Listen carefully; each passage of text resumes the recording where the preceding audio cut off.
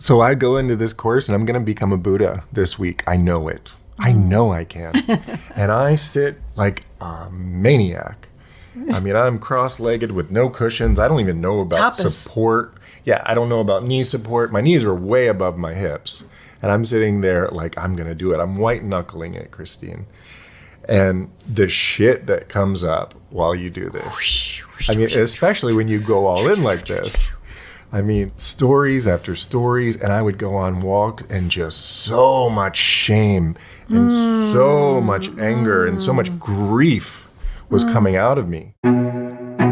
Hello, hello, hello. It's Christine Marie Mason, your host for the Rose Woman podcast, where every episode I attempt to bring something that might invite more freedom or liberation or wonder or awe, sometimes science, sometimes spirituality, sometimes mind, body, but always aimed at more spaciousness, more choice, and more joy in our internal lives, in our lives with others, and then ultimately in the society. I do a lot of eco-spirituality work, how what we experience in ourselves is reflected in the world around us. And talk a lot about tools. And today we're talking about the tool called shadow integration. Do you remember this old-timey radio show, The Shadow? The tagline was, "Only the shadow knows what lurks in the hearts of men." It was a radio drama that first aired in the 1930s. And the character, the shadow, was the alter ego of a crime-fighting vigilante named Lamont Cranston. And he possessed the ability to cloud men's minds and become invisible. And I thought, wow, in the world of shadow work, psychological shadow work, it's so appropriate because in spiritual development and the human potential movement, that's exactly what the shadow does. It's an invisible force or trapped trauma that clouds our perception. It distorts reality and drives our behavior without our conscious awareness, without our consent, makes us do stuff that we don't really understand. So, shining light into those places can really create big transformations in our life. So Jung began developing this theory, his broader theories, including the concept of the shadow, in the early 20th century. And his 1959 work, Archetypes and the Collective Unconscious, laid it out more explicitly.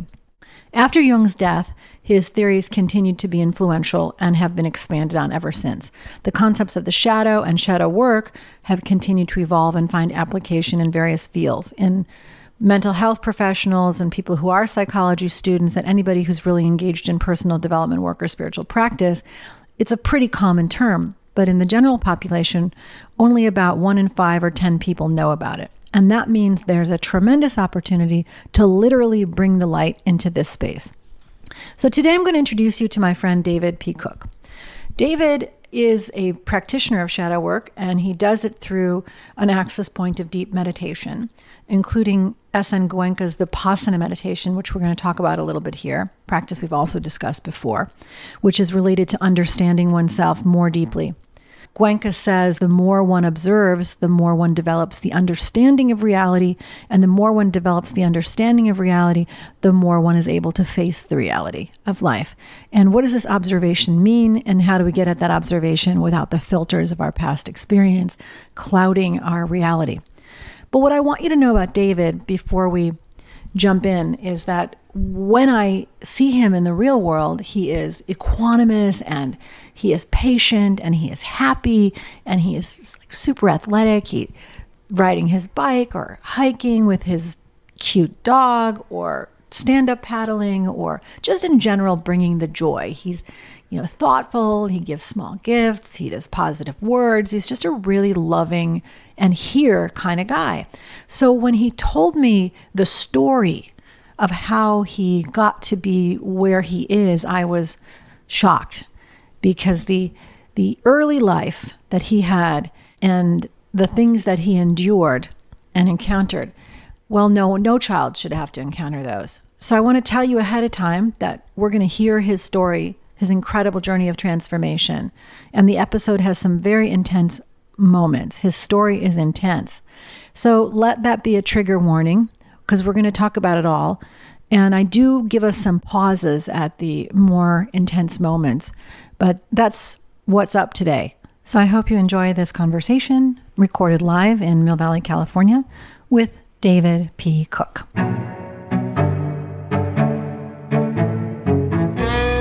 Before we really get too deep into the story, tell me some of your teachers who have been the most influential teachers for you. Well, it started with Goenka for sure.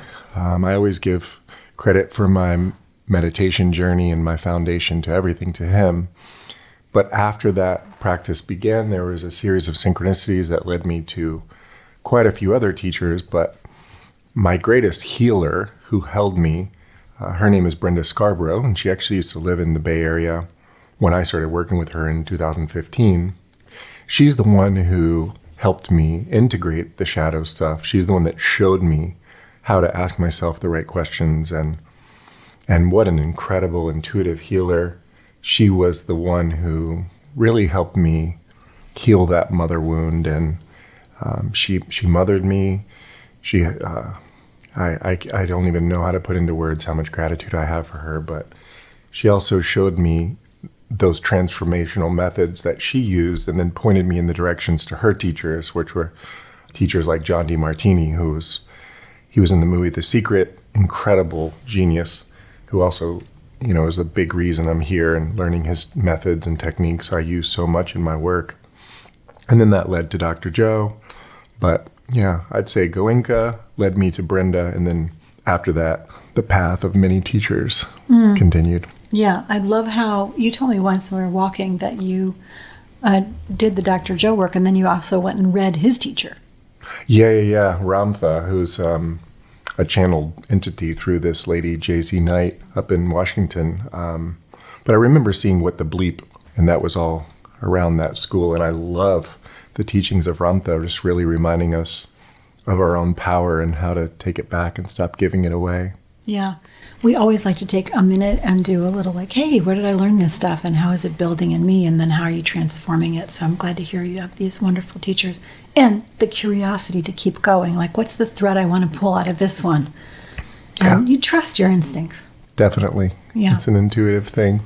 What feels like the right teacher for you now? We're sitting so close to the microphone, we could be like backup singers for one of those bands in the 50s where they had just like one microphone on a stand. Totally. I'll do it. I'll go do-do-do. Do-do-do. Kind of like that. Anyway. All right. I'm so happy to have my friend David here. David is a very interesting cat. He's going to tell you a little bit about his story as we get going. And then by the end, I think you might be intrigued as to how one average person who's had so many experiences in their lives moves into the space of freedom and inner liberation that he has, and you might want to reach out and find him. So look for my notes on how to do that. So, hi, welcome. Thank you. So you want to tell people a little bit about your backstory? Sure. Okay. To start, I had a very challenging childhood. Lost both my parents as a kid. My father passed when I was 8, and there was a very difficult time, a very confusing time in my life because there was so much around religion and being brought to church, and I remember being in his wake and just being so confused. And it really sent me down this path at that age. I think it all started right around there when he passed. Just seeing him in that casket and the preacher man talking about hell and all these things. And I was just like, what is... Had you gone to church before? Yeah. And it was like the Southern Baptist Holy Rollin' Pentecostal. What is that like for people who don't know? It's intense. I mean, it's hellfire, brimstone, speaking in tongues, a lot of judgment. God is a very angry man, white guy with a beard. If you're bad, you're going to burn forever. Is that the one where you don't dance? I don't recall That's if there was not a prohibition dancing in that church. No, but it was just like, people randomly in the crowd start speaking in tongues and stuff, and it's just like in kind of a alien language. Totally. And they're getting direct messages. Supposedly. What kind of things were considered not good to do in that church? I don't really recall. I do remember them having people bring CDs from Ozzy Osbourne and stuff to turn in. This was the devil's music. And so careful with your speech. Very much so. And careful with how you treat people. Yeah. And sort of law-abiding. Yeah, but in the experiences that I recall, the preachers were all also shady characters. Ooh, don't we love that? Yeah. Don't we love hypocrisy? Totally. Yeah. So hard to hold that. Yeah. Just before we go on to that piece, like, if you ever notice, like, being upset by when someone's not telling the truth, there's like a piece that's very young in that, like, what can I trust spoken from the words of adults? Yeah. So that hypocrisy has such a long shadow of creating doubt and distrust in people. Yeah. Okay, so you're in this environment where you're intermittently churched. Yeah. And your father passes, and you go to a wake, and this is an open casket situation where you can, like, see the dead body. Totally. Ugh. Super bad. And back to that hypocrisy thing really quick, because I just want to name that moment. I believe that witnessing that hypocrisy is what sent me down the path to seeking truth. So it was actually the biggest catalyst of my life. It set me up. It became my purpose. What is true?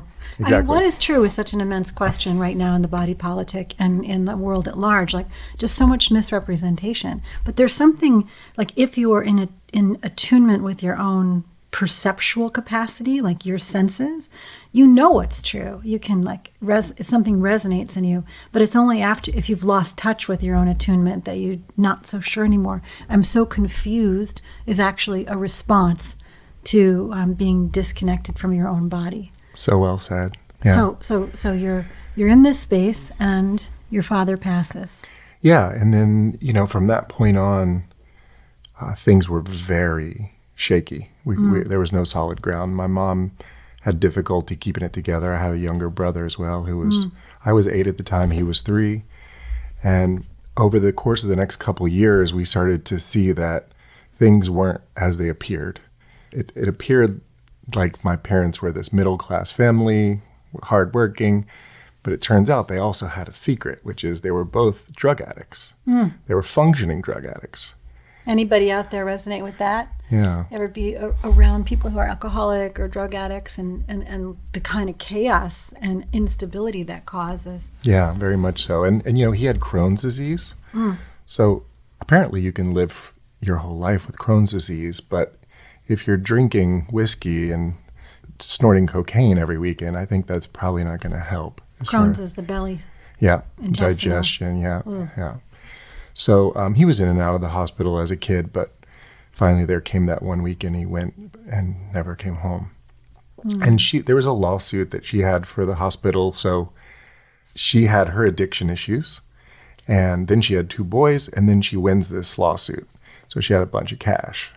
And it was just like the perfect prescription for absolute chaos. So you're saying she got this cash and she put it in a savings account for you? And Definitely not. Definitely not. She would take care of you guys. Oh, man. No, that would have been the dream. No. I'm sorry. I don't mean to make light of it. No. There's a fine line between tragedy and humor, right? It's true. Yeah. You hear about lottery winners and stuff like that too, totally. who like spend it all and then have nothing 2 years later. I think there's actually a phenomenon around leveling of happiness, that no matter what happens to you, good or bad, that your happiness level sort of zeroes out. It returns to normal. Within 2 years, you get acclimated. Love that. Interesting. But, yeah. So we tried to stay with her for the next couple of years, and I became this little policeman at the house. I just took on the role of I'm the man of the house now. And at 9-10 years old, I started policing my mom. She was dating these shady guys, and there was violence and just really, really dark days and scary times. And so I reached out to my grandmother and I said, look, we got to come stay with you now. And that was on Captiva Island, a little oasis where my brother and I could go retreat and be surrounded by love. And we kind of had this dualistic experience where we went from this one extreme of inconsistent, home alone a lot as little kids, to being surrounded by this incredible love. And my grandma just singing to me every morning to wake me up, and just pouring so much love. I can't even put it into words. So it was like really interesting to have that duality. Was this your father's mother or my mom's mom? Your mom's mom. Yeah.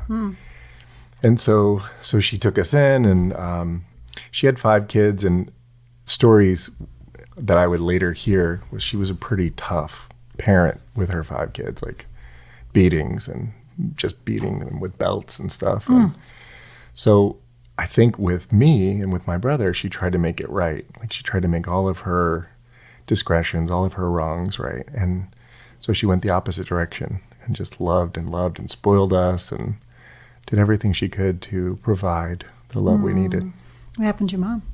So my mom she disappeared for a while, and we, like my grandma's place was small. She ran a condominium association on the island, which included a really small 2-bedroom house. So there's no hiding anything there. And I could hear when she was on the phone with like a rehab center or something. And so I would hear her kind of managing my mom and trying to get her help in Texas or Colorado. And I was aware of what was going on. And throughout these years, I really started developing 2 things. Number one was this fantasy that one day I was going to rescue my mom. And this other was this anger towards this divine being, this God, the white guy with the beard, how could he let this happen? And every day I would spend time in nature on this island because there was nothing else to do. And I would either, I spent a lot of time connecting with Source, with the divine. But what was coming out a lot was, F you. When it came to other people. So you'd have this holiness in nature, but then when it came to interacting with other people, the anger would come up. Towards the divine. Oh, towards the divine in general. Yeah, like if you're real, how could you let this happen? Right, because it was still this childlike conception right. of an identity. You took my dad, parental. my mom. Yeah, now my mom's choosing drugs over her kids. Is my interpretation. It really festered. The anger became rage. It was just growing. And so now you're a teenager. So I turned 13, and the hormones kick in. And like hormones, also known as rage amplifiers. Totally. Or whatever's happening. It's an intensity amplifier. Totally. So there was something inside of me, spirit, that just kind of said, you can't stay here. You can't stay in this environment on Captiva Island with your grandma. So I always grew up loving the movies Cannonball Run and Smokey and the Bandit. Those were 2 of my favorites. You mean like Breaker 19, Breaker 19, that kind of like thing? high-speed chases and stuff. So I was like, oh, this is, in my mind, conceptually, I already was addicted to that thrill as a kid. I just imagined it. And I was like, this would be. And as I've learned so much about the body and our energy centers and how the second one is associated with shame, it's so natural that I would want to move up into the third to not feel the shame and the guilt and the misery of separation and all the sadness. So the adrenaline became my drug. So and where does adrenaline live in the body? Which 3, chakra? 3, the solar plexus, yeah. So you're going from the base, which is security and home, and then the second one, which is like all the feelings around judgment, right and wrong. Stuff, yeah. And what's the good part of 2? Well, I think that's just when you're feeling safe. Safe. Yeah. And intimate and close. Yeah. Okay. So you bypass the parts that aren't... Oh, we're going to get to that when we talk about shadow work, I bet. Yeah. Okay. So you bypass that and you go straight to 3. I get into 3, and those adrenals just light up. And so I decide to start borrowing my grandma's car. Ooh. In the middle of the night. I push it out from underneath the stilt house so she can't hear. And I practice driving up and down the road in Captiva Island.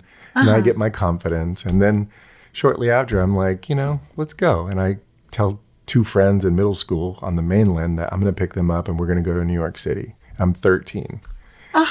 So. Oh, you're. So you're that 13. That solid plan. And this is not in some bygone era. The driving license age is still 16. Correct. Oh, okay. Yeah. I'm 13. So we're going to drag race grandma's car to New York. That's right. 1991. Oh, my God. Yeah. I'm already afraid for you, but go ahead. You survived. You're as I here, look back, I'm so afraid for this kid. Okay. So she, like I said, she managed this condominium association. There was this big tube TV in the back seat, and I didn't know it was in there. So I get in the car to go pick up my friends on the mainland, and there's this TV back there. I leave the house with $80 cash and a mobile gas card. That's all I have, and we're going to go to New York. Lots of Wonder Bread to get that far on $80. Okay. Yeah, thank God we have the gas card. Yeah. So I pick up my friend on Sanibel. Her name was Tia, and a friend in Fort Myers named Devin. Devin's from New Jersey, and he has a BB gun for protection. So that's good. Thank God we have that. So we drove all night, and the next day, out of boredom, this is great, we start waving the BB gun around. Like while we're driving on I-95, we're in North Carolina.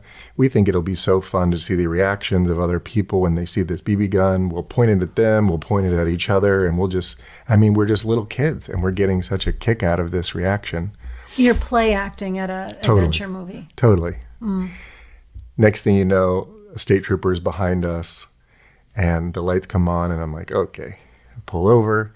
And then out of nowhere, there was like 10 state trooper cars, all with guns drawn. And it was something out of the movies. They had blocked off the northbound lane of I-95 because the report where there was there's this gun-toting car pointing at it. With Florida plates, with Florida plates, yeah. So we were right at the North Carolina-Virginia border when we got caught. And I'll never forget the look on the state troopers' faces when they saw how small I was. I was a very small 13-year-old when I got out of that car. They were like, what? It's not what they expected. No. So we went to detention center. My two friends were... You're lucky they didn't shoot you. Well, yeah. I mean, we got out with our hands up. Yeah, We were pretty... still. We were pretty... Okay, so you went to detention center. My first trip to the detention center. First trip. First of many. And my two friends got sent home on the Greyhound, and I had to stay because I had the car. So someone had to come get the car, someone in my family. And I was told that one of my uncles was coming, and I had an uncle in North Carolina who was a master sergeant in the military who I was scared to death of. And all I could do was pray it wasn't him coming to get me, because I was gonna have some real consequences if that happened. Luckily for me, it was my other two dope-smoking uncles who came. Oh, I see. Where's a master sergeant when you need him, says my mother. As I look back, I really, that master sergeant would have been a good move. But these other two, we drove back, and they kind of laughed. They kind of celebrated it. They thought it was hilarious. And I was like, I'm sitting back there, and as I look back at this 13-year-old, I'm like, wow, this is him starting to realize there's no consequences. Yeah. And also they're sort of entraining you in their worldview at that point, and they've got a little prodigy. Totally. Yeah. Totally. Interesting. One of us, boy. Yeah. Oh, we did that too. We just didn't get caught. Well, maybe to look at it more favorably, they were trying to make you feel less shame or fear. Maybe. Maybe. So on that drive home, I stole the car again. No. Yeah. This is where it just became who I was really quickly. Like now, my mind locked in. Once I get locked in on something, I'm all in. And I became locked in on running and driving. Driving gave me this sense of being in control. I was finally in control of my own experience, and I was free. I could go in. I had free choice to go whichever direction I wanted, however fast I wanted. That's how I feel about cars, by the way. Yeah. But never quite to that extent. But point me in a direction. Open road. Yeah. Go. All right. I still love it. How long did this phase last? So this was at 13, and it lasted until 17. So from 13 to 17, I went in and out of detention centers, high-speed chases, tons and tons of high-speed chases, some where I got away, some where I did not. And I went in and out of these detention centers and in and out of these programs where I was really smart. And there was never any consequences that made me feel like I needed to change my behavior. And they're also like sitting on top of, it's all skating over the stuff that need to be worked on. Totally. So we all know, but if you've been listening for any time, there's some episodes on punitive justice versus transformative justice. And that punitive justice never works. Right. The only stuff that works is getting below the trauma, the hurt that Right. causes the acting out in the first place. Well said. So they're not doing any of that. Right. They're just going to try to punish you out of it. Right. So, okay. I went in and out of these programs, and then at 16, I was finally back at home, and I'd gotten my driver's license, and I was in this special school for, kids who had high IQs, and the teachers changed classrooms to us. We all had our own computers, and it was really cool, and I was really starting to feel inspired, especially driving myself to school, and I was sitting in class one day, And I could see outside the window one of those two uncles, those dope smoking uncles, came to get me. And I had driven myself to school that day. And I was 16, and the first thing I could think of was, oh my God, something's happened to either my grandma or my brother who I lived with. And I did not want to go out that door and face whatever was coming. I could just feel the weight of that moment.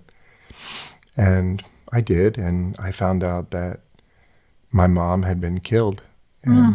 And in that moment, the fantasy of one day rescuing her was gone. I'd spent the last probably 5 years imagining like one day finding her and taking her into the forest and just keeping her away from drugs or alcohol or whatever she was into. And I found out that was not going to happen. And she had been killed by someone, in that scene that she was in. I had to see her. Like that was the thing that was clear to me, like, because I had a longing for my mom since she had been gone. And so I insisted that I get to see her. And, this is the most vivid moment of my life and a highly impactful moment. But I walked into the morgue and I saw her body. And from 20 feet away, she looked like a black woman because she had been strangled to death. And like, I guess all the blood comes to the surface. So I thought I was in the wrong room at first. I was like, no, this can't be. And then as I got closer, I could see that it was her. I could see the fear that was trapped in her expression. And it was incredibly difficult, obviously. But as I've done a lot of deeper work, it was actually one of the most powerful moments of my life, one of the most incredible teaching moments of my life. I can't imagine being a 16-year-old walking in and seeing that, even after putting an overlay of understanding or spiritual teaching or life lesson, there's still like this shock of that moment. So one thing that we like to do in our coherence practice in our community is to put a hand on the heart and a hand on the belly so that everyone else can catch up with the feeling. So that's a really intense thing that David just said. And if that hit you in an intense way, just take a moment and take a big breath and let that move through your body. Like, feel it. Don't lock it up. Feel the sorrow of a young person seeing that, the shock. Feel the shock of the mom, and then just let it move through you. It's not yours to hold. It's not yours to store as a memory. Just let it move through you. And let's return now to our friend who is now faced with this new reality. Yeah, it was a lot. Obviously, it's one of the most, and I'm very hesitant to share that with most people because of my awareness to how it can affect them. I'm sensitive to how that's going to land, and I'm very sensitive to the being that I'm speaking to, right. And what I share and how I share it. I'm so comfortable with you. Yeah, this thing about like the being witnessed, in part, you can only be witnessed if you can trust that someone can hold it. Yeah. And so we do a little bit of warnings. Nice. On the topics. I think that's great. Show. Yeah. Anyway, but it's an important piece because, we have a lot of resonance in some of the factors in our early childhood, early loss of parents and violence and chaos in some ways. But it's sometimes necessary for the transformation story, and also because it gives hope to people who have had the worst things happen to them, no matter where you're coming from. Vital to hear. I've always considered how I want to share this story. This is not something that I've done before. So I knew that I would. I knew that my whole life was preparing me to do so. And what you just said hit the nail on the head. I think that I'm inspired to share it in a way that shows others that are dealing with loss, anger, grief, separation, shame, especially shame, that there's something so golden hidden in it. And that's what I found for myself. And that is my, the story that I have to share is that it comes for a reason. There's a purpose. If it didn't have a reason, it wouldn't be here. Shame is it's an adaptive emotion. It's not an actual pure emotion like anger or joy. It's something that helps you fit into your experience, into the story that you're living, and make sense of it. So just a note to plug in the piece on shame as an adaptive emotion. Okay. So after that, it was incredibly hard just to find my center again. And I went back to the only thing I knew how to alleviate the pain and the suffering that I was feeling. And that was my drug of choice, which was stealing cars and high-speed chases. There we go. And so I got back into it. I went all in, and I was arrested one last time near the Sanibel Causeway in a high-speed chase. And this time I was going to face some serious punishment. So they decided, I was at the detention center, and then they came and told me that I was going to be transferred to the Lee County Jail, and I was going to be tried as an adult. And I was like, oh shit, now it's real. And I spent the next 11 months inside the juvenile ward at the Lee County Jail awaiting trial, and the other kids were murderers and rapists, and it was incredibly scary place, incredibly violent. It was enough to shake you out of your sleepwalking really quick. Like I was rehabilitated instantly. You know, like I knew in that moment, being in that jail, that I was never going to do anything like this again. Only problem was I was facing real consequences, like serious, maybe 15, 20 years in prison or something. I'm 17, a little white boy. And from what I hear, I would have been traded for cigarettes. So that was scary. It was super scary. Being there and what was laying ahead of me potentially was incredibly scary. But there was a lot of synchronicities and serendipities that happened there that showed me that I was being guided. And they're the most incredible moments. One of them was out of boredom and also safety. I got myself transferred to the third floor, which was the suicide wing. So I pretended to be suicidal. And wily. Yeah, very much Another so. adaptation. For sure. I'm on this, the suicide floor, and everybody has these cells that are on a cell block. You have your own individual cell, but these are like metal cages, just like you would see on the television. And one day this transvestite named Scarlett walks up to my cell and passes me a note. And I open the note and it says, "You're going to be a great leader one day." I mean, I was like, what? And as I was reading it, every cell of me could feel the truth in these words. And I knew. And not long after that, I was downstairs in an isolation cell, again, probably for safety or just peace of mind. And I just started writing a letter to the judge and to the people who I thought could help me. And as I was writing this letter, it wasn't me writing the letter. I had spent enough time in isolation and solitude that as knowing what I know now, I had slipped into a meditative state. And this letter wrote itself. Within a couple weeks, I was whisked into the judge's chambers and told that I was going to go to the Last Chance Ranch, this 225-acre ranch with 25 boys, with horses and bulls and cows and goats and chickens. And I was going to go there and I was going to complete this program, and my complete record would be erased and I would never get in trouble again. And I was like, that sounds like a really good situation. So, You know who started that ranch?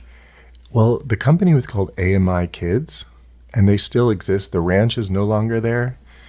So I was like one of the last ones to attend it. It was so expensive for the state to run because it was only 25 kids and all this, overhead.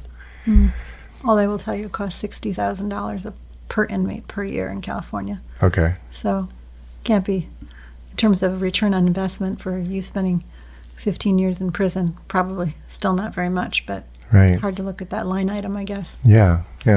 So I go there. I fly through the program. I love it. I was finally held accountable. There was real men there who showed real love and discipline and accountability and showed me what it's like to, be held accountable and be responsible, make your bed every day and get up every morning and exercise. And got my diploma there. They gave me a scholarship to go to college. It was incredible. Truly special time in my life that I look back on and appreciate deeply. And I went to school. I went to University of Central Florida for 1 semester. And since I hadn't been around girls in a while, between the 1 year in the county jail and the year and a half at the boys' ranch, I was taking all medical prerequisites, anatomy and physiology and stuff, and I was just like, wait a second. I think I'd like to research my own anatomy and physiology. And I was acing the girls and failing miserably in class is my point. It's just all about girls. I mean, dude, the love wound is right there, no mommy. Yeah. No one to lean into. Like, I can imagine you are just craving Totally physical affection and attention and the approval of the feminine, all of that stuff. All that. And also, hormones still, we're still back in that. Yeah, I'm 19. He's cute too, by the way, just in case. I know this is radio-ish, but... I always thought I had a face for radio. Trouble. I'm sure you're in trouble. So I went for 1 semester, failing miserably on a scholarship. These people are paying for my education. And now I'm starting to feel like, wow, dude, this is obviously not where you're supposed to be. And on my winter break, I go to Naples, Florida to visit my family. My uncle owns a ballroom dance studio, which he had tried to get me to go to for years. And I was like, that sounds a little gay for me. Was my true reaction at the time. 90s. Yeah. It's like dancing? Definitely not. I walk in there, Christine, and they had their showcase that night, and my jaw hit the floor. I was like, I never imagined people could do this. Like, I just saw them waltzing and salsa and tango, and I was enamored. I was like blown away. And it's all I wanted to do. And I knew that it was going to be the hardest thing I would ever do. So I quit school. I told my uncle I'll take a job with him. He can train me to dance. My very first lesson was with a world champion named Wilson Barrera, who was like a mystic, and he became my guy. My very first lesson walking in the studio, my uncle said, go to the back. And this guy, Wilson, who was talking about center and all of these things that were like, what are you talking? I thought we were going to learn to dance. And all of my lessons with this guy over the next couple of years were like that. Instead of learning to dance, I'd be laying on the floor, and he was teaching yoga and Pilates, and I was holding your core and learning how to breathe. And I was like, what is your center? How to feel. Yeah. Get in your body. It was really hard for me because of all the trauma. I was so out of my body. So they had to tap on me for the beat for a few months, and it was bad.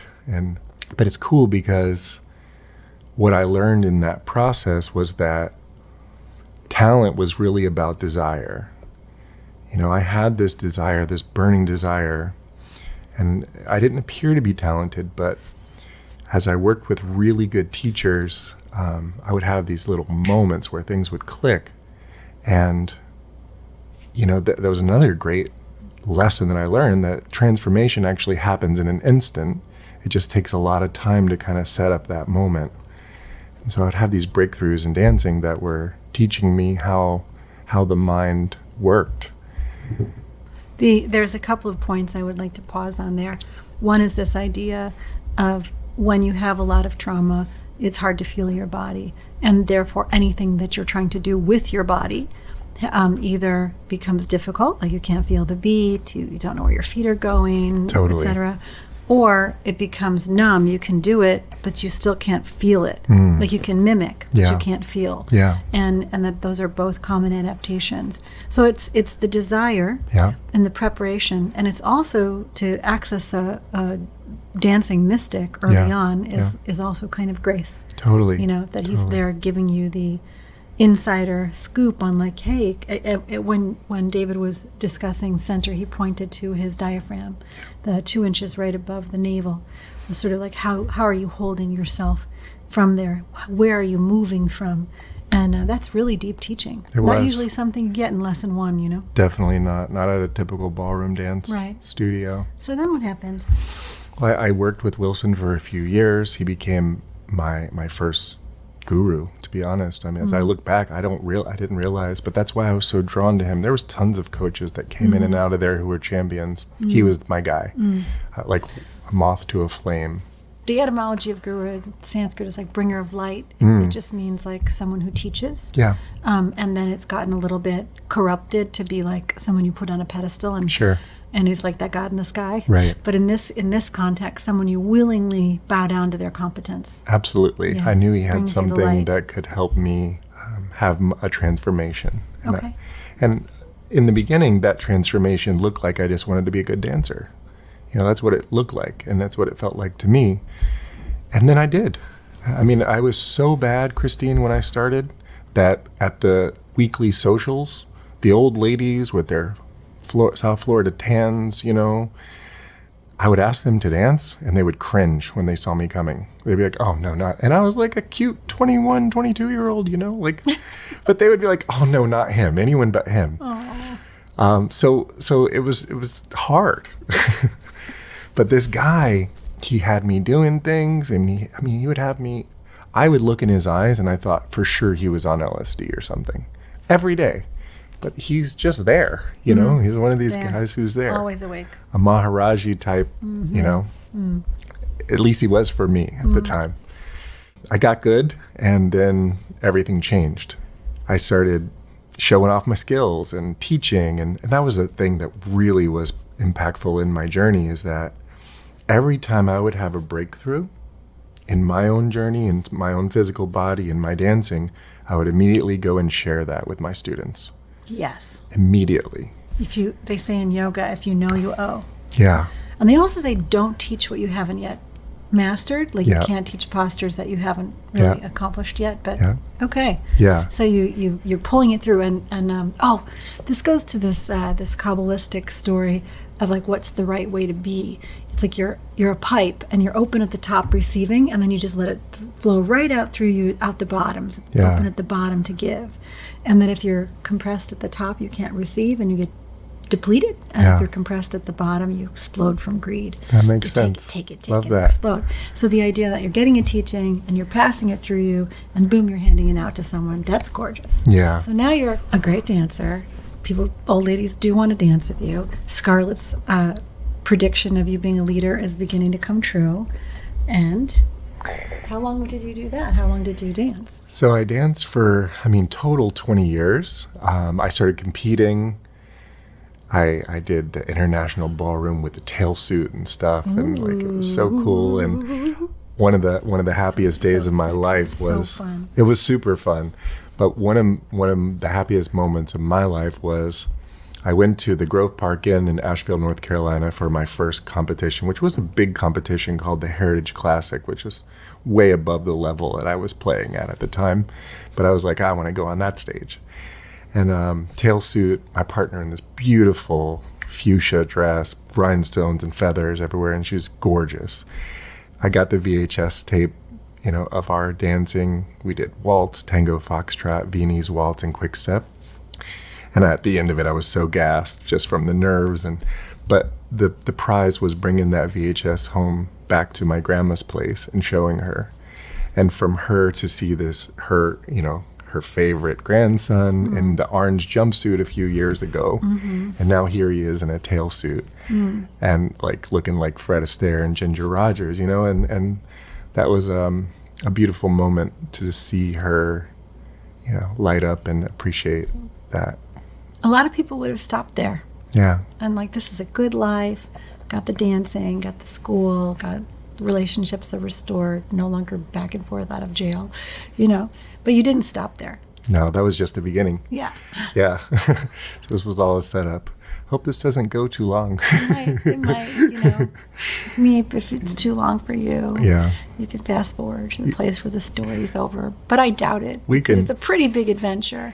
These turning points, I'm feeling like reflecting a little bit on what are those junctures and turning points that each of us has. The real word for repentance is metanoia, or the changing of direction. And like what is that moment when you just decide to change direction? Yeah. What preceded it? Yeah. And then what happened? And I think everybody listening has had something like that in their life. So Yeah. your moment of metanoia. Love that. I think I'll be a ballroom dancer. I remember reflecting on pivoting so much as a dancer too, and Yeah. like how we could pivot and change direction. Ooh, So yeah, there's so much go. You know what? You could do a whole teaching just on Totally, pivoting. totally. Learning how to pivot. So I Light on your feet, lift up. yeah. Let your eyes go where you. Come on! It's got all these like literal metaphors for Yeah. how to change. True. I'm gonna stop myself. Go. So another really big turning point was the first time I went to a personal development weekend. My cousin conned me and told me because I was such a atypical, I got to be successful now. This is my mindset. I've got to be a success. I've got to be a success. I've got to flip what I've just gone through, and now I've got to become this glorious success, whether it's a champion or, making money. All of this is my programming now, and I'm being driven to that. So she deceived me a little bit and said, David, there's this thing happening this weekend, this course. I want you to come. It'll help you with your sales. And I was like, okay, cool. I'll give it a try. And it was a lot of money for me at the time. It was like $1,000 for the 2 days, and I was 24.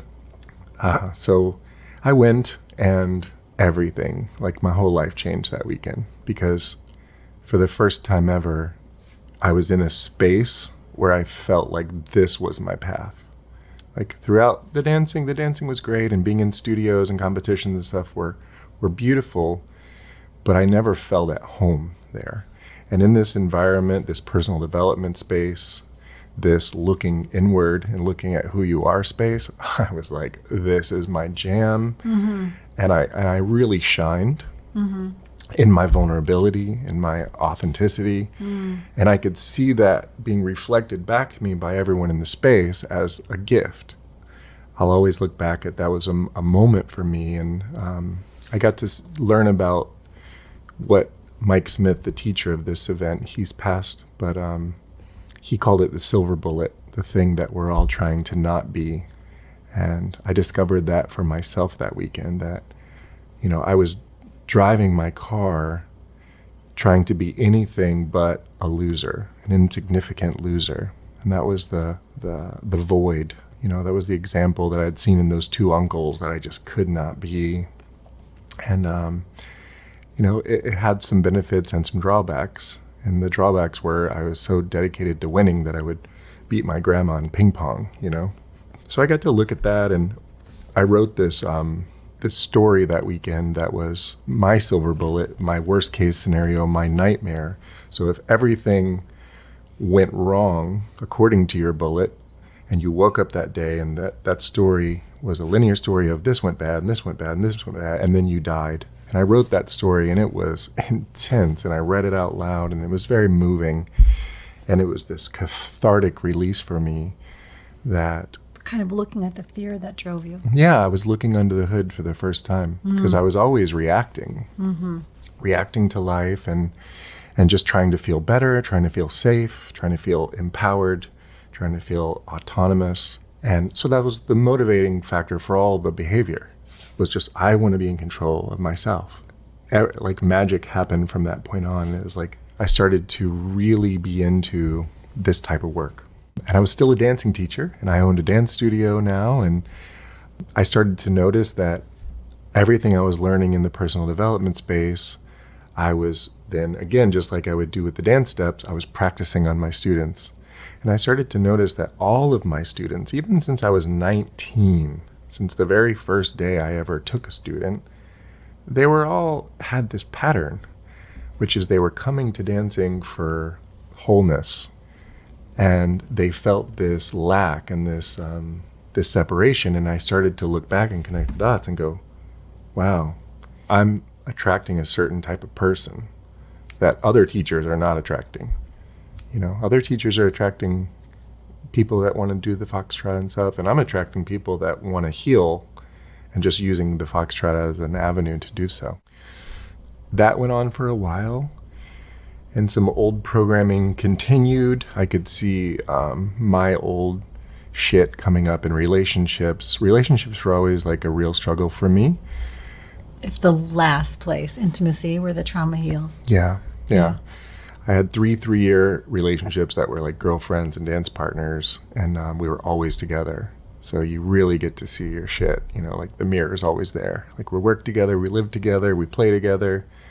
Like, oh my God, if I was going to put myself in the fire, this was the way to do it. Yeah. And also like interestingly perfect adaptation to someone who had no one there. Yeah. Like, let's just double down. We'll have someone there who's there all the time. Totally. Okay.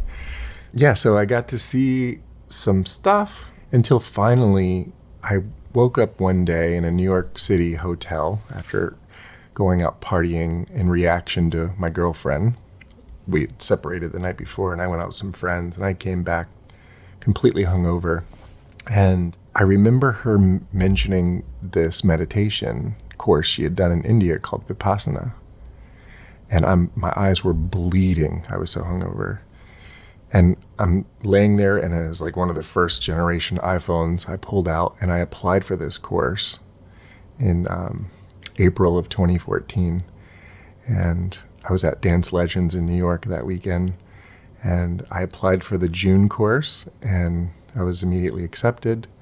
And I stumbled into this technique called Vipassana meditation. And my first course was in June, and I was 35 when I went into that course. And everything changed then. And at this point, what had happened to your concept of God? I had done a lot of personal soul searching and healing to a point where I felt very disconnected from God. I didn't really care to talk about that kind of thing. I wasn't into church or spirituality. I was more into like the law of attraction, like just loose metaphysics. Yeah, let's just think and feel this way, and you create a reality. So I feel like in the progression of the story, there's this question of like, we've abandoned church, and we've abandoned that God. We've gone through the sort of, let's see what we can do with our human, like our stab in the dark on how to fix it. Let's just go fast and avoid it. Yep. Then let's go in and like do some healing. Then let's go into the dance. We'll get a good mentor. Like we're moving along, get some self-development, some like what I would call a Western psychological or psycho-emotional lens. Yeah. And these are all really beautiful adaptations, and we still haven't returned to a sense of like the mystic. Yeah. But my experience in the first Vipassana was like, there's no, like the space in between and the disidentification with the mind was so palpable that I had to go back to those questions. But anyway, so you go to Vipassana, So well said. Yeah. and it pops you out. Yeah, I mean, I'm 35 now, and from the moment I was 13 and left home, I was operating from that solar plexus. I was like, go, go, go. My will was going to create this survival state for me, and I was operating from that on overdrive. My adrenals were probably shot. And so for the first time ever, I'm going to go learn to meditate.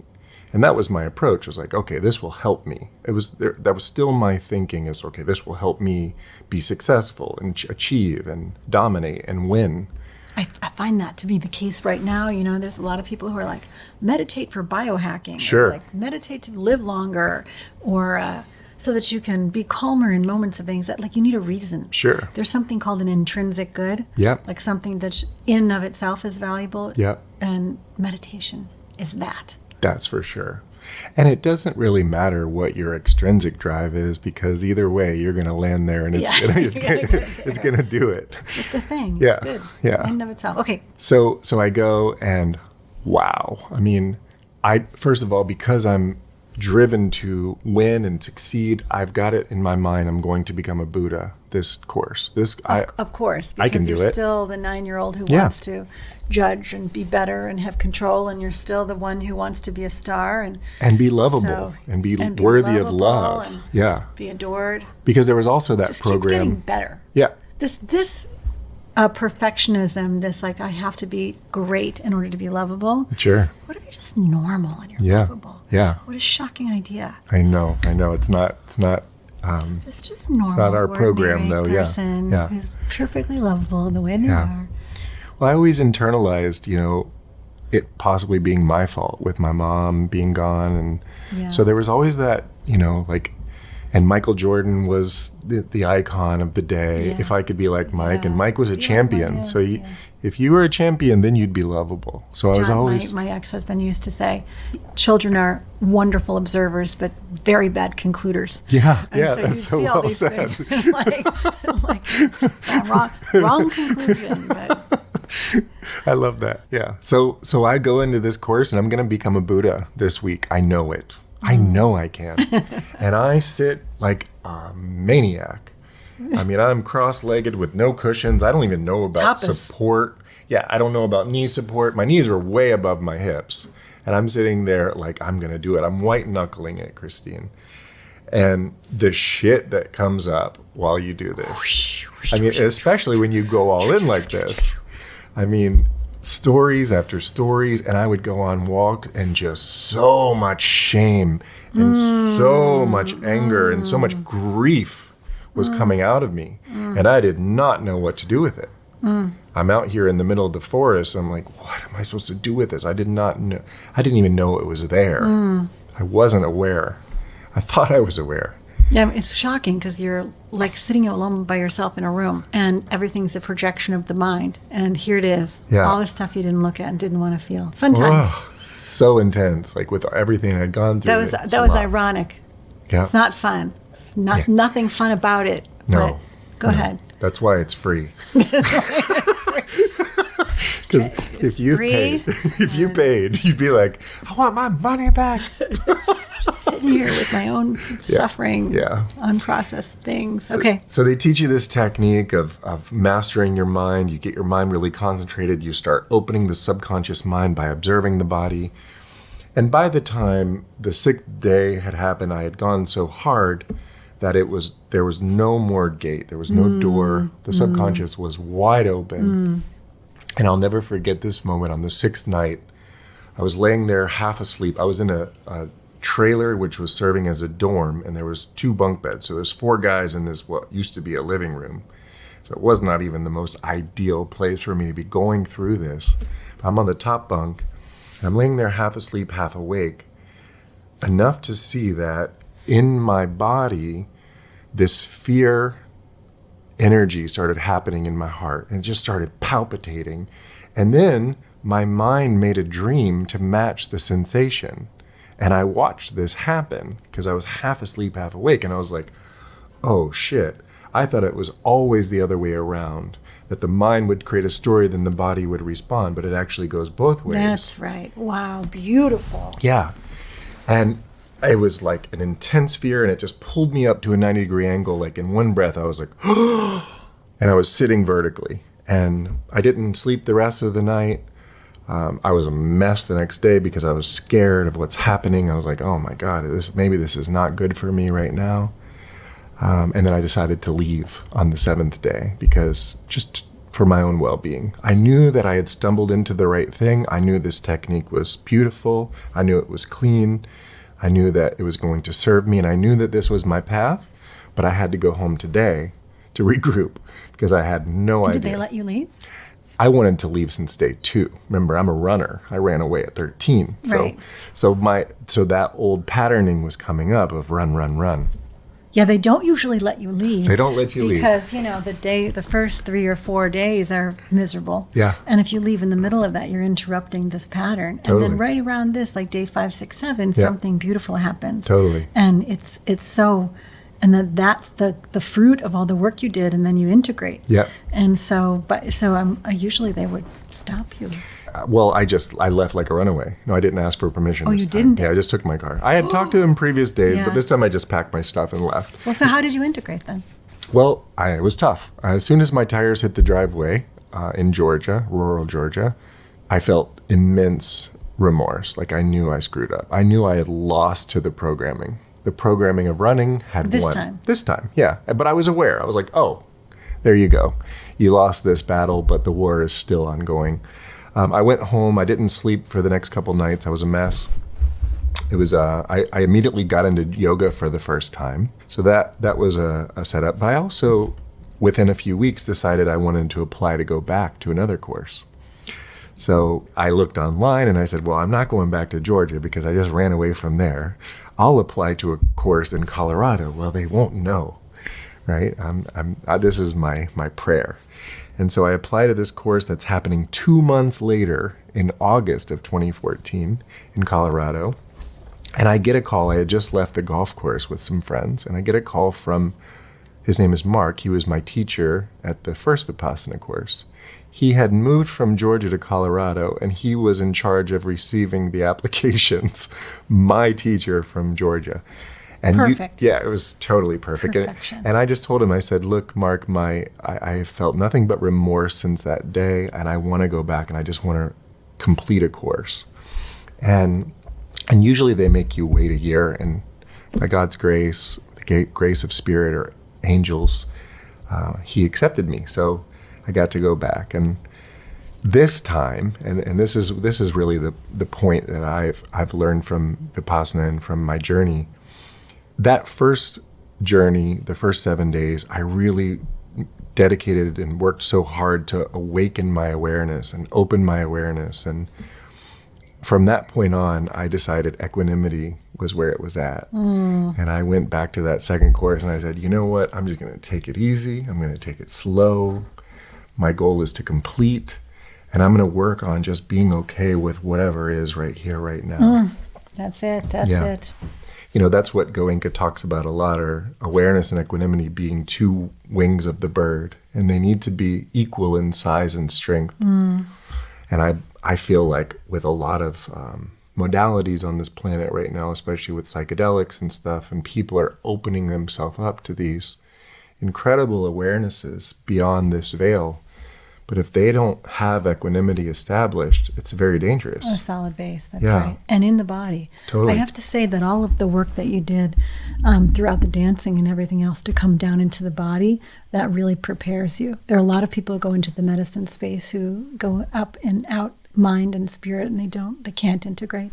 So I'm curious about, this sounds like shadow work. Totally. Already. Was this sort of the root space of planting the seed for your shadow work? This was the beginning. So I think I've sat about 12 10-day courses since then. I sat a 30-day this year. And throughout this next decade of intense meditation, I'm going in and looking at my own shadows in every possible way. But I start seeing and connecting the dots of what's going on here, of how we create our misery, how we create our suffering, and how we can access that subconscious mind to rewire it. And so what I discovered in myself and my own journey was that the shadow is the part of me that I'm trying to avoid and trying to not be, right?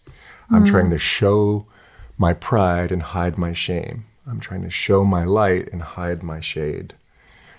And what I discovered was that it's actually integrating that shame and integrating that shadow and combining that with my light that creates wholeness and authenticity and freedom. And freedom became my thing. The freedom to be myself as I am. The freedom to tell my story that I never wanted to tell anyone, not for myself or for...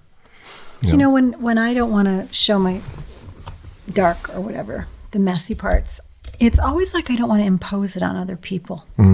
You know, it's not so much like I know that I get this way or that way, and the people I'm closest to, I'm happy to like talk with them about it. How do you gate the authenticity and then what I would call the spewing? Yeah. How do you hold that? Like anger is a good example. That's such a good question. And I think when we're ready to share something, it's integrated. You know, if not, it's therapy. Right? Oh, interesting. Yeah. If not, and we do this to friends, and we do it, you know, we call on our friends and we ask them to hold space. And that's like a sort of an amateur therapy. Totally. Okay, let me just restate that. So I want to lock it in. So if you have something that's not yet processed and you're working with it, it's more of a therapeutic container. Yeah. It's not a sharing, Right. because you're not through the digestion of it. Right. And so you might create a very targeted space to do Yeah. that. I have something I'm working through. Would you be willing to sit with me through this? Versus, I want to tell you what happened to me and I'd like to be witnessed in it, Yeah. which are two different. Yeah. And when it's integrated, it's coming from a space of wisdom, Got it. right? So that it's loved. Oh, yeah. Oh, Yeah. sweet. Yeah, it's love is, I think I've heard When it. the shadow is loved, it's transformed to wisdom. Yeah, it's integrated. So like the yin yang symbol, the light and the shade is love together. It's the synthesis of those dualities, those polarities, those dualistic parts coming together and seeing that, oh, love is the totality of it all. It's not one without the other. We're all in our animal nature, in our lower mind, seeking a one-sided outcome. We're seeking the light without the shade, and we're kind of programmed that way. And as I did in my journey, as I went into those shadow spots and I started integrating them, like, for instance, when I started looking at like that big moment of walking into the morgue with my mom, okay, anyone would agree that's a horrific moment and no 16-year-old would ever want to sign up for that. Okay, well, what is shadow integration? It is looking at, well, what's the hidden gift in that moment? And for me, it was a big one, because in that moment when I saw my mom, a part of my mind decided I was going to die with a smile on my face. And it triggered me to live a certain way. And as I look back, and this is in meditation, when you're in your subconscious mind, you're in alpha, theta states where you're completely programmable. You're accessing your old programs, but you can also rewrite new ones. And then I started to work with that and say, okay, how is this my gift? How is this thing, this perceived slight from the divine? Well, if the divine is what we know it is, the all-encompassing, all-knowing everything, then there can't be something wrong with this. Or maybe there's some wrong and some right. And how can I balance those two?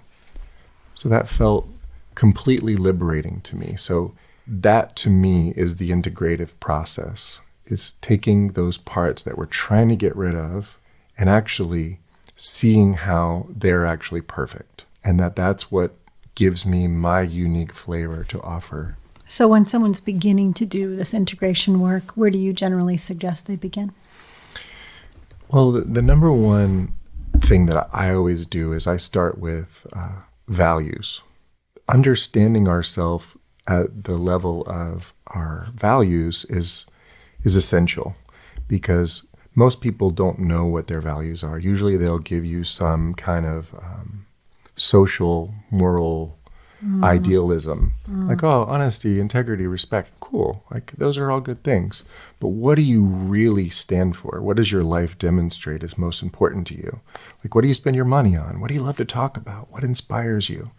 And so when I'm working with clients, we always start there, and we develop a list, a hierarchy of what those values are. 1, 2, 3, 4, 5. And what's cool is, like, eventually you could write a mission statement out of those values, and that is like a great purpose statement. Do you ever find people who have value shame? Like they think their values are things they shouldn't value? No. I've never met two people with the same values. Really? Never. I think that there's no two snowflakes. What are some things that have surprised you? I can't even think of one, because I go in so open that I wouldn't be surprised. That's beautiful. Yeah. You've entered that non-judgment space. Yeah, it's just like I'm totally open to. I ask the questions, and my job is to hold a very clear container. Right? Like, I think that's a great facilitator. I would only work with someone who I feel could be clear, and not project their stuff, not imagine that they know. So easy to do, though. I mean, to imagine we know and project. But so for this last decade, after Vipassana and after doing all these sits and And I know you do a lot with Dr. Joe Dispenza. You've done a lot of that kind of meditation also. But you're now seeing your own clients, and you've developed some modalities and therapies of your own. Yeah. So you want to talk a little bit about that? Absolutely. It's my favorite thing to talk about. Oh, yay.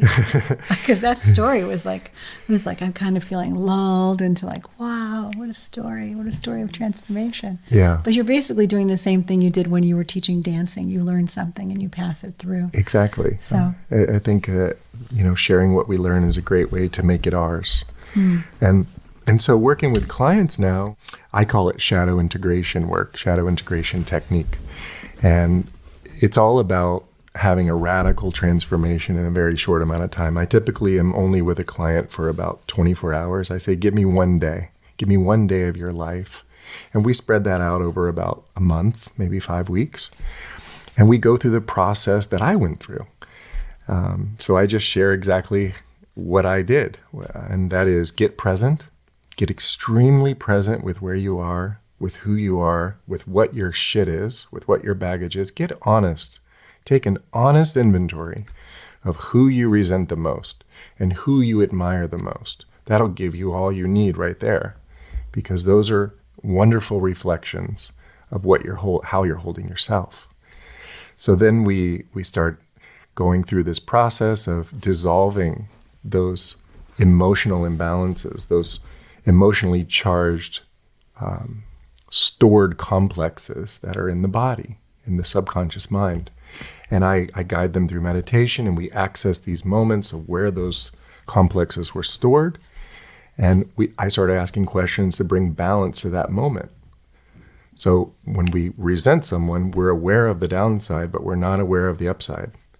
So, okay, well, what was the benefit in that moment? How did you actually grow relative back to your values, back to your mission, back to your purpose? So we use what we've already gotten from the values as leverage. And the mind just pops. It's so incredible because I can feel it every time it happens. And my job's pretty much to just shut up and let it happen. I just ask the right questions at the right time and sense and feel that. And, I'll never forget, for me, when I saw this for myself, I thought, okay, this unwanted thing happened with my mom. Well, what if it didn't happen? What if my mom showed up as the fantasy that I always dreamed of? She was the perfect mom, and all she did was bake for me and sing to me and cook for me and love me. Who would I be now? And once I asked myself that honestly at a deeper level, I was like, oh shit, I'd be an accountant. I'd be living in a white house with a white picket fence and a golden retriever, like that whole... You think? Well, that's the story you've told yourself. It is, but I was really in a deep state, and I thought, my point is I'd be quite normal. Yeah, and whatever that is. Yeah, but I didn't sign up for that. I didn't come here for that. I wanted the adventure, and we all do.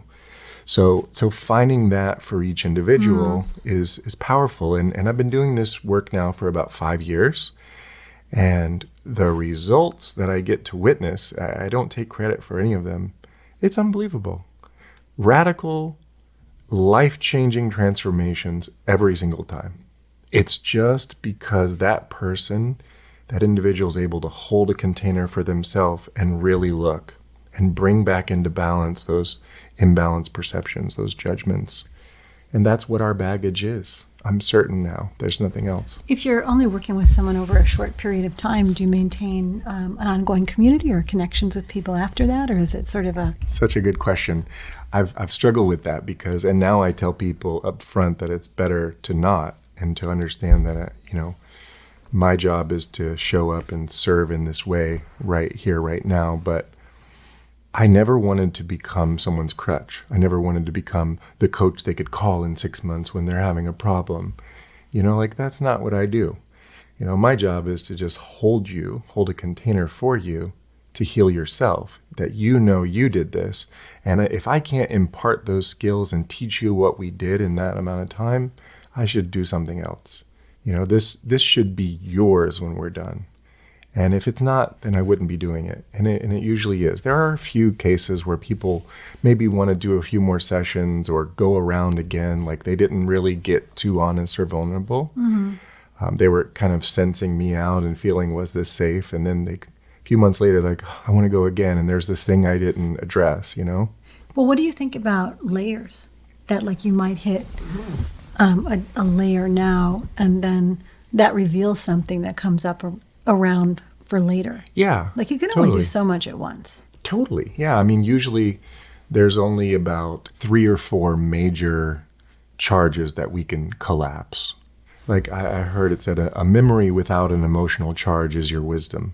So that's what we're trying to do, is find those memories that have charges and collapse them to where they become that person's wisdom. So I always just go for the biggest. That is such a good cheat right there. Yeah. Like what memories still have a charge? That's it. Oof. That's your baggage.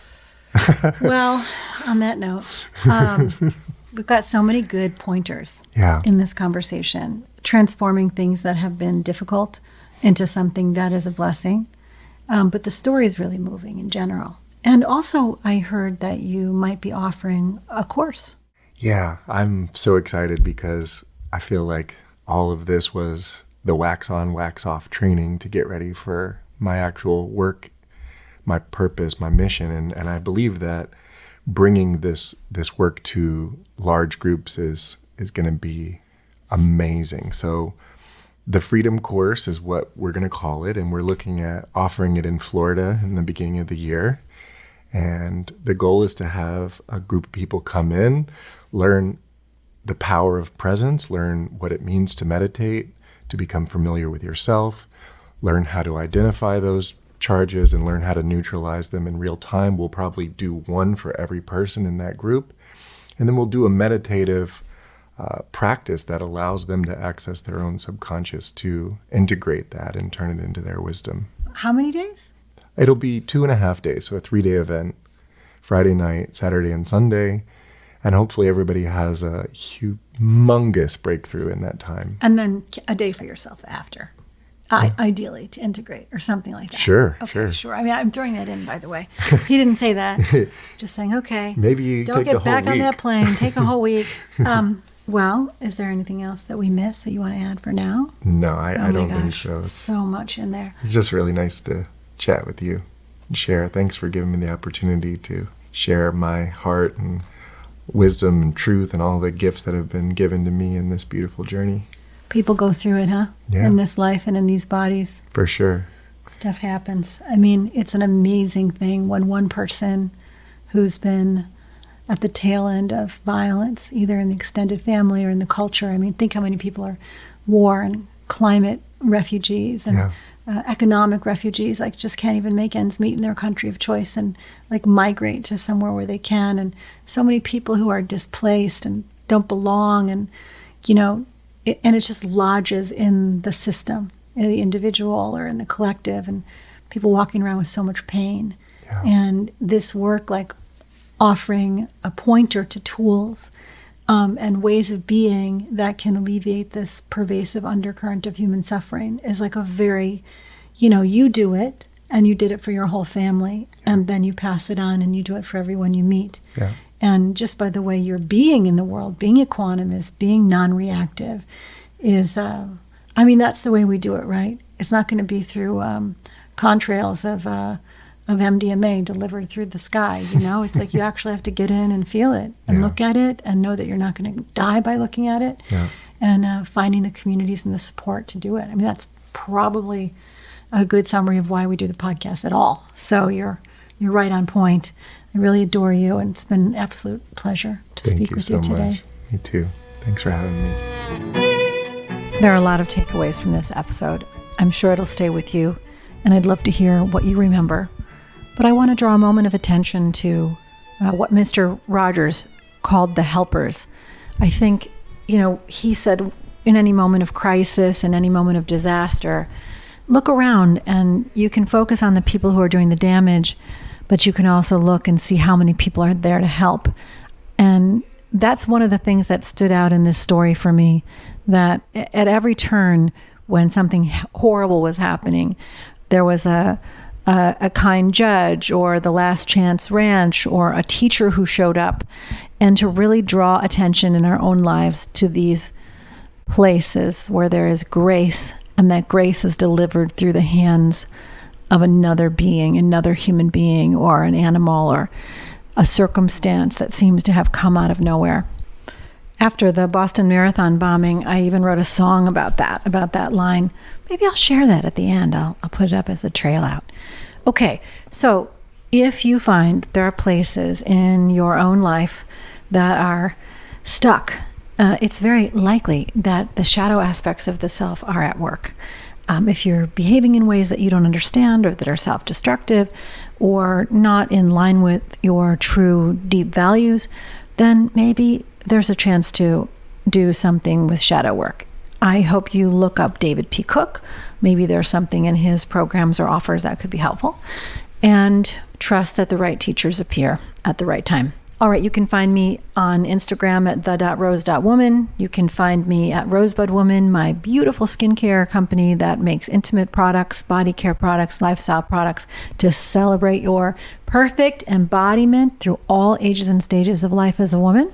And you can also find me at We Are Radiant Farms, which is our gummy nutraceutical supplements made out of gorgeous plant botanicals.